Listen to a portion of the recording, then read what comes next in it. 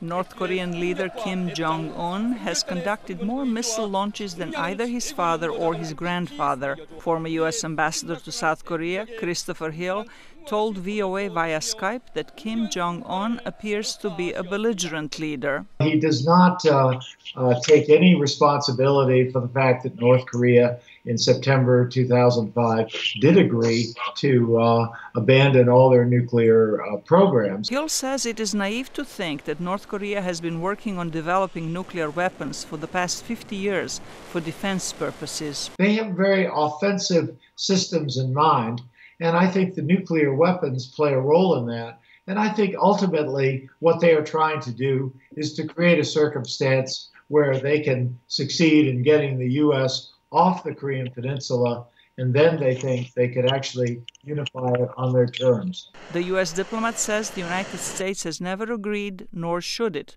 to negotiate over joint military drills with South Korea, as suggested by China and Russia. In his own talks with North Korean diplomats, he said he explained that North Korea should not worry about being attacked. All of the scenarios for all of those exercises start with the premise that North Korea has invaded South Korea, not that South Korea has invaded North Korea. So I explained that these exercises are defensive, and I told the North Koreans my only regret is that we didn't have those exercises in the summer of 1950. With regard to a North Korean missile test, he says the United States should use missile defense only as a last resort. The North Koreans can get information about our trajectories and how our missiles work. So I think we might want to save that for a moment where we feel that the North Korean missile in question is a direct threat. Hill says the United States should join forces with China and North Korea's other neighbors to find a diplomatic means to get Pyongyang to stop its nuclear programs.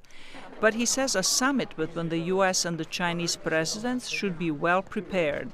And it would not be prepared if Trump arrived and sat down and they just started talking about North Korea. There needs to be a diplomatic mission earlier of the kind that Kissinger performed in China in anticipation of President Nixon's visit. The former diplomat said the United States Department currently lacks a competent team to work on these important issues, and it is critical to form one as soon as possible.